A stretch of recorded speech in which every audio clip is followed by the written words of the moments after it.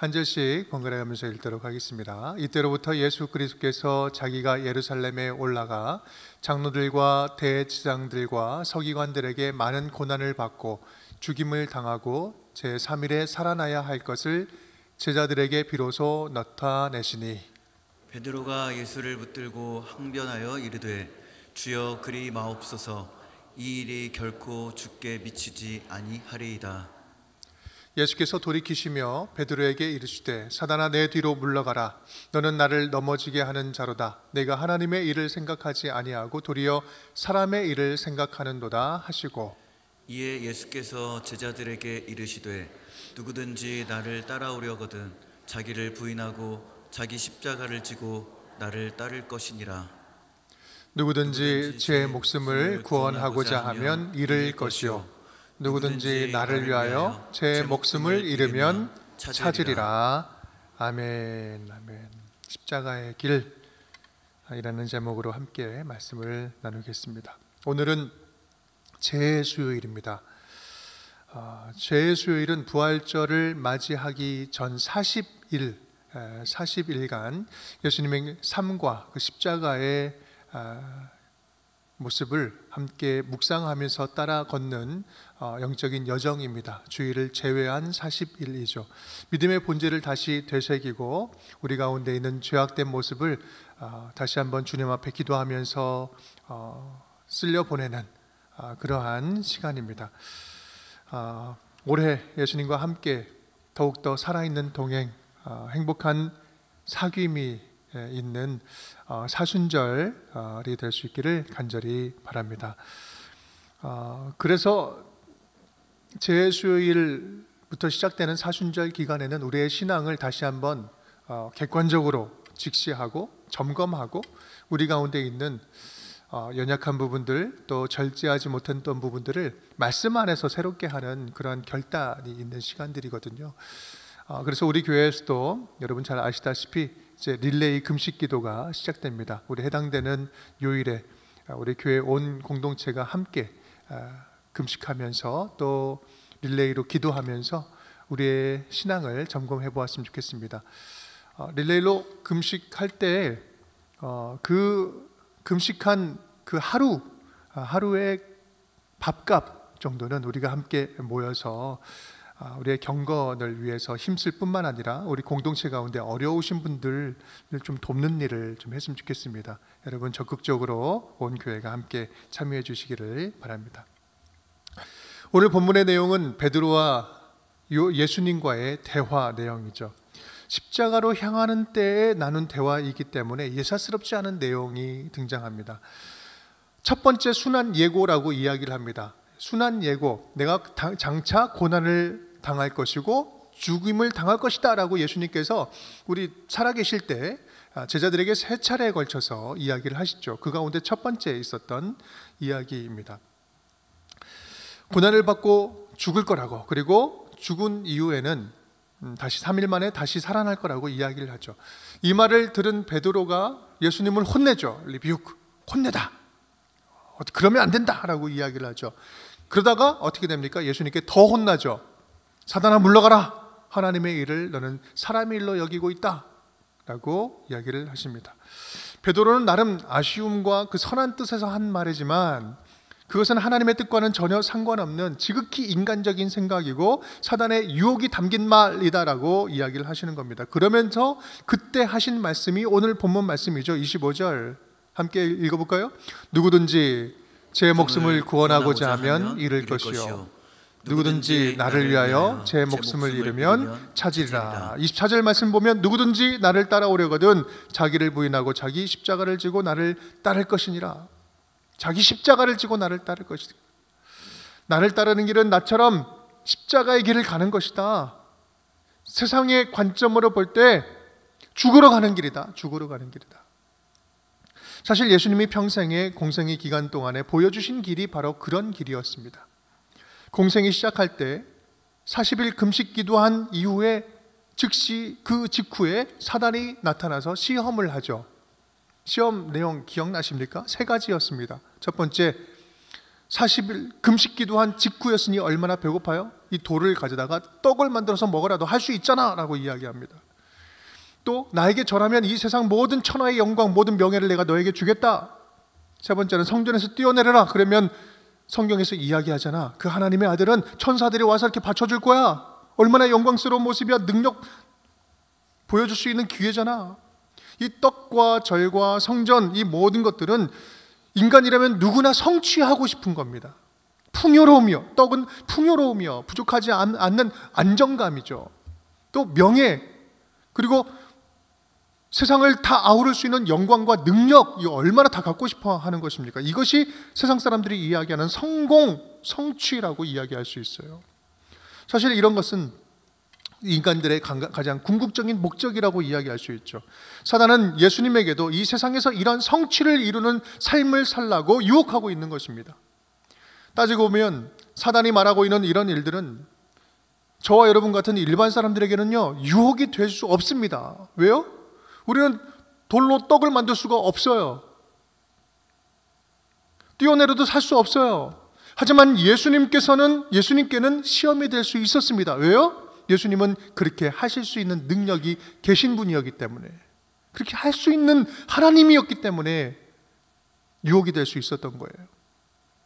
그런데 예수님은 충분히 할 수 있는 그 일, 갈 수 있는 그 성취의 길을 거부하시고 십자가의 길을 선택하십니다. 그렇다면 그 십자가의 길은 구체적으로 어떤 길이었을까? 한마디로 말하면 하나님의 뜻대로 살다가 결국 산산조각 부서지는 길이었어요. 태초에 창조의 때로부터 말씀으로 함께 하셨던 성자 예수님께서는 말씀이 육신이 되어 우리 가운데 내려오셔서 결국 남김없이 철저하게 부서지고 무너지고 죽기까지 순종하셨습니다. 더 적극적으로 이야기한다면 예수님께서는 그렇게 죽기 위해서 오셨어요. 왜요? 세상에 있는 모든 고통과 절망, 죽음의 짐을 짊어지고 거기에 빠진 자들을 구원하고 해결해 주기 위해서 오신 것이죠. 그러면 어떻게 주님께서 해결하신단 말이에요? 우리가 스스로 해결할 수 없는 죄와 죽음의 문제, 이것을 십자가에서 본인이 죽고 다시 부활하심으로 말미암아, 부활 승리하심으로 말미암아 부활을 통해서 해결하시려고, 우리의 영원한 생명을 부활을 통해서 주시려고 오셨다라는 말씀입니다. 여러분, 이것이 복음 아닙니까? 우리 스스로는요 어떠한 일로도 어떠한 것으로도 해결할 수가 없어요. 하지만 예수님께서 모든 문제를 짊어지고 죽고 부활하심으로 말미암아 우리가 그 주님을 의지하는 순간, 그 주님을 의지할 때 예수 안에서 우리는 영원한 생명을 얻을 수 있는 거예요. 세상의 어떠한 환난도 이겨낼 수 있는 능력이 우리 가운데 임하게 된 것이죠. 여러분, 이것이 말 그대로 복음입니다. 기쁜 소식이에요. 나는 희망이 없지만 내가 의지하는 예수 안에서는 가능합니다. 여러분, 예수를 따르는 십자가의 길은 마냥 죽는 길이 아니라 다시 살아나는 약속이 있는 길이다. 약속이 있는 길이다라는 사실이죠. 우리 믿음은요 다른 것을 믿는 게 아니에요. 우리가 열심히 믿는다라고 하는 것은 내가 내 욕심, 내 원하는 것을 구하고 주님이 이루어줄 줄 믿습니다, 그냥 소원 성취를 믿는 것이 아니라 이 약속, 나를 구원하실 주님을 믿는 거예요. 주님께서 반드시 상 주실 이심을 믿는 거죠. 그래서 히브리서 11장 6절은 우리에게 이렇게 이야기합니다. 함께 읽겠습니다. 믿음이 없이는 하나님을 기쁘시게 하지 못하나니 하나님께 나아가는 자는 반드시 그가 계신 것과 또한 그가 자기를 찾는 자들에게 상 주시는 이심을 믿어야 할지니라. 아멘. 우리가 믿는 믿음이 뭐라고요? 반드시 그가 계신 것과 그 계신 구원자께서 반드시 우리에게 상 주시는 임이다. 상이 뭐예요? 구원이라는, 우리의 영원한 생명을 주시는, 구원을 주시는 이심을 믿어야 할지니라. 우리의 믿음은요 다른 것을 믿는 게 아니에요. 그 약속을 믿는 믿음입니다. 그 믿음으로 바로 이제 히브리서 11장 7절 말씀 보면 이제 여러 가지 성경의 인물들이 나옵니다. 그 믿음으로 노아는 멸시 천세 받으면서 100년에 가깝게 노아 방주를 지었고, 그 믿음으로 아브라함은 전혀 알지 못하는 땅으로 새 땅을 향해서 나갔고, 그 믿음으로 모든 태의 문이 닫힌 사라는 90세의 아들을 얻습니다. 성경의 역사는 그 약속의 역사고 그 약속을 믿는 사람들의 믿음의 역사였다라는 거죠. 십자가의 길은 그렇게 부활의 영원한 생명의 약속이 있는 길이다. 그래서 오늘 본문 예수님께서는요, 이 베드로와 대답하면서 십자가의 길이 당장은 다 죽고 보잘것없고 고통스럽고 아픈 길이지만 그럼에도 불구하고 당당하게 그 길 걸어가야 된다라고 예수님께서는 말씀해주고 계시는 것입니다. 예수님께서 그렇게 말씀해 주시는데 그럼에도 불구하고 우리에게 찾아오는 어려움은 뭡니까? 그렇게 예수님 따라서 십자가의 길을 걸어가려고 할 때 세상은 그렇게 호락호락하지 않은 거예요. 그 길 걸어가지 못하도록 얼마나 방해하는지 모릅니다. 그 길 걸어가는 게 얼마나 쉽지 않은지 몰라요. 제대로 살아보려고 하면, 진짜 예수 믿고 이제 뭔가 제대로 해보려고 하면 그때부터 전혀 예상치 못한 방해가 시작되기도 하죠. 세상의 악한 것들, 우리 사단 마귀가 마음 먹고 작정하고 달려들면 우리는요 다 연약해요. 그래서 이겨낼 장사가 없습니다. 목사도 마찬가지고요, 선교사도 마찬가지고 우리 성도님들 다 마찬가지입니다. 이번에 우간다에 방문을 하면서 우리 협력 선교사님 김무열 선교사님을 집에 가서 거기서 좀 머물다가 왔습니다. 그 집에 머물렀는데 가만 보니까 좀 독특한 특징이 좀 있었어요. 그 선교 그 도서관도 짓고 집도 짓고 이렇게 해서 있었는데 모든 창문마다 창살이 아주 두꺼운 쇠로 창살이 이렇게 딱 막혀 있는 거예요. 그리고 안쪽 문에도 이중철문으로 이렇게 되어 있어요. 와, 삼엄하다. 이게 뭐지? 근데 뭐 맘먹고 또 이렇게 끊으려면 막 엥 하면 금방 끊을 수 있어요. 그 사이에 이제 뭔가 조치를 취하려고 하는 그런 이중 장치를 마련한 거죠. 강도 도둑 든 일이 다반사예요. 그러니까 맘먹고 쳐들어오면 방법이 없어요. 그냥 쳐들어오지 않기를 바랄 뿐이에요. 위험한 일도 많습니다. 영적인 그런 싸움도 치열해요. 열심히 우간다 지역에서 우간다에 우리 사역을 하고 있는 그런 상황 가운데 이 선교 사역을 방해하는 세력이 적극적으로 대놓고 방해하는 세력이 있었어요. 그 방해하는 그런 상황 속에서 5년 동안 우간다에 있는 법원에 이제 정말 피치 못하게 오고 가게 되는 그런 상황들이 생겼습니다. 얼마나 수치스럽고 고통스러운 일이었을까. 그냥 나라 사람들끼리만 뭐 그러면 또 상관은 없는 건데 이것이 그 우간다에 있는 그런 나라 사람들에게 비춰진다는 것이 너무나 고통스러운 일. 마음과 내면이 너무나 큰 상처가 있었어요. 그런 상황 속에서도 말씀대로 대처하고 하나님의 뜻대로 반응하면서 살려고 하니 사단은 더 혹독하게 놀이개처럼 아주 농락하고 그렇게 어려운 시간을 보내게 한 것이죠. 여러분, 선교지나 여기나 똑같습니다. 지금 선교지의 이야기만은 아니죠. 우리가 하나님의 뜻대로 살아가려고 하면 어쩌면 그렇게 우리의 마음을 무너뜨리고 관계를 무너뜨리고 하고자 하는 하나님의 선한 뜻을 너무나 무력화하고 이렇게 놀리듯이 비웃는지요. 말씀대로 살려고 하면 사단은 득달거리고 방해하고 넘어지게 합니다. 은혜 받고 믿음 갖고 은혜를 받을 만하면 그때부터 또 시험 들게 하죠. 여러분, 우리는 그래서 그런 상황이 올 때 직시해야 됩니다. 이것이 우리가 믿음이 잘못된 것이 아니라 하나님께서 무엇인가를 더 못하게 하는 것이 아니라 더 나아가게 하는데 방해하는 이 세력, 이것을 우리가 진짜 직시하고 대적해야 되는구나. 이 유혹에 넘어가서는 안 되는구나. 결국 하나님이 원하시는 것과 이 대적이 원하는 것이 궁극적인 것이 무엇인가를 생각하면서 버릴 건 버리고 다시 한번 바라봐야 될 것들을 바라봐야 되는 거예요. 그럴 때 이러한 대적들의 방해가 올 때 우리가 할 일은 무엇일까? 어떻게 대처해야 될까? 생기는 문제들을 그냥 회피하고 우회적으로 넘어가는 것이 바람직한 일일까요? 적당히 하나님의 방법대로 살아가려고 하는데 방해되는 그 일들, 마찰하기 싫으니까 적당히 타협하면서 나아가는 거? 그렇게 해야 될까요? 한 번만 내가 넘어가 준다. 다음에는 안 그럴 거니까 이번만은 내가 넘어가 주겠다. 몸 따로 마음 따로 좋은 게 좋은 거라고 그냥 넘어가는 것이 상책일까요? 우리 예수님은 어떻게 하셨습니까? 십자가의 길 걸어가는데 갈 때까지 가셨어요. 끝까지 가신 거죠. 끝까지 죽는, 완전히 산산조각 나는 그 순간까지 주님은 가셨습니다. 여러분, 이것이 바로 시험을 이기는 비결입니다. 예수와 함께 끝까지 가는 거예요.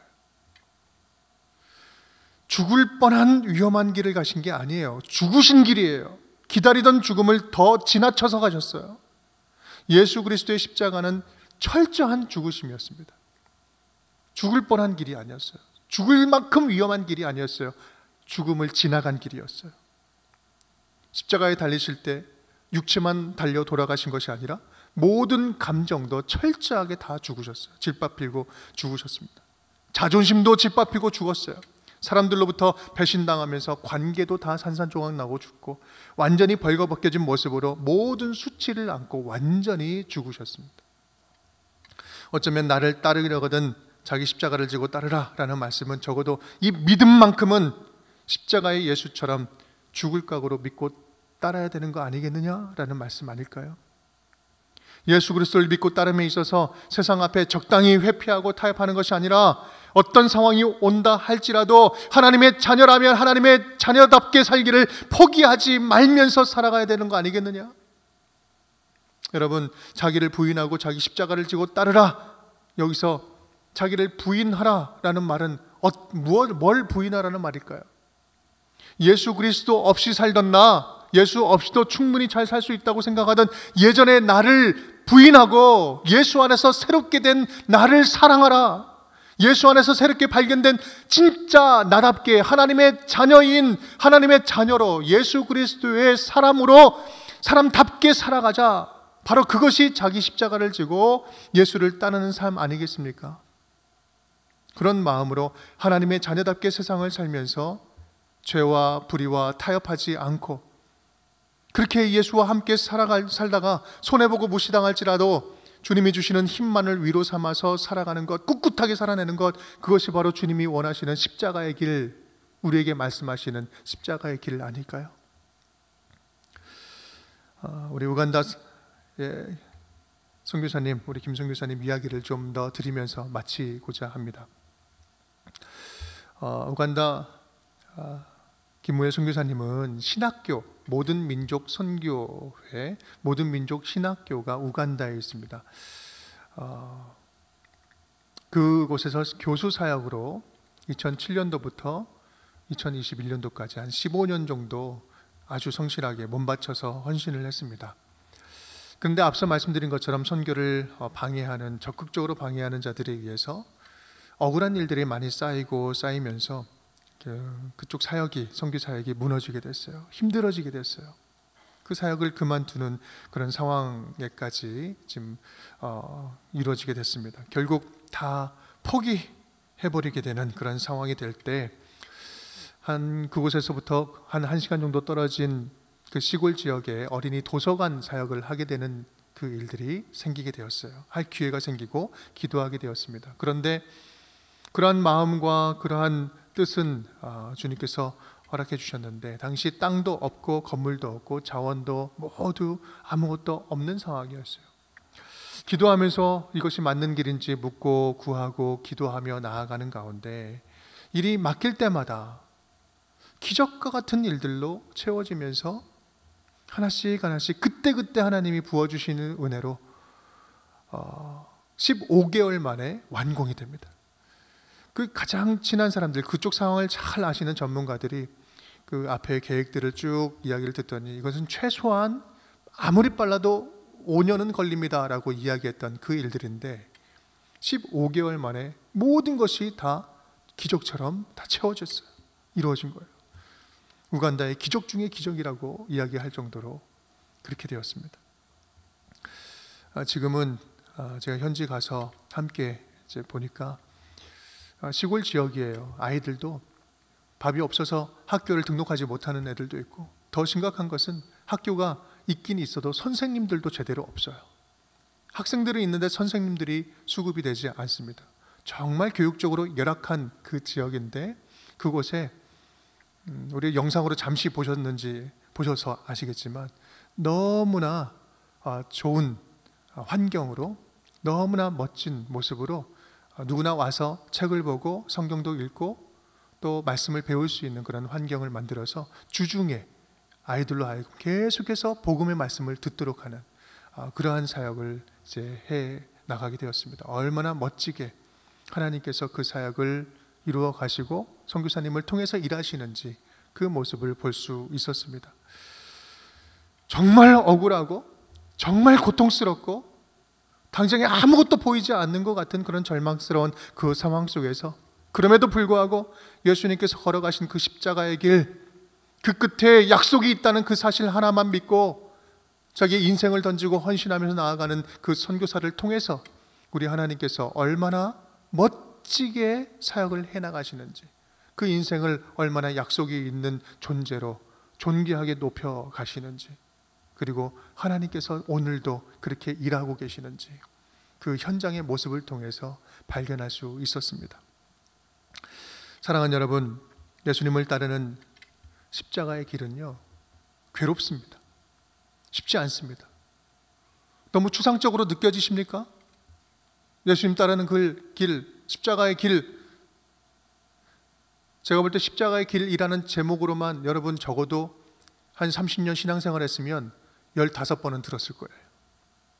그렇게 익숙한 그런 말씀, 나를 따르려거든 자기를 부인하고 자기 십자가를 지고 나를 따를 것이다. 얼마나 수많은 말씀을 우리가 들었습니까? 사순절이 시작되면 제수요일, 예수님을 따르는 삶, 얼마나 많은 이야기를 들었습니까? 너무 많이 듣다 보니까 우리가 너무나 익숙하고 그냥 그저 그러한 추상적인 메시지로 들리지는 않습니까? 오늘 우리가 살아가는 그 현장 속에서, 삶 속에서 예수님을 따라가는 삶이, 예수님 따라가는 그 십자가의 삶이 얼마나 실제로 와 닿고 있습니까? 여러분, 다시 한번 우리의 모습을, 내가 실제 삶을 살아가는 데 있어서 예수님을 닮아가고 하나님의 뜻을 이루면서 살아가고자 할 때 찾아오는 그 고난이 십자가라는 사실을 다시 한번 꼭 기억할 수 있기를 바랍니다. 그 길을 우리가 걸어갈 때 그 길이야말로 오늘 주님께서 우리에게 원하시는 길이고, 또 우리가 다짐하기를 원하시는, 부활절을 준비하면서 우리의 속마음을 다시 한번 주님 앞에 깨끗하게 되어드리고 점검하는 우리 복된 기회의 시간이 될 줄 믿습니다. 제 수요일을 맞이하며 당당하게 하나님의 자녀답게 살기를 포기하지 아니하고, 또 오히려 그렇게 당하는 고난이 있다면 그것을 기쁨으로 맞이할 수 있는 훈련이 되는 우리 사순절의 기간이 되었으면 좋겠습니다. 그러한 마음으로 릴레이 금식기도, 그리고 함께 예배 자리를 잘 지키면서 우리 부활절을 맞이하는 우리 운정의 모든 식구들 될 수 있기를 주님의 이름으로 축복합니다.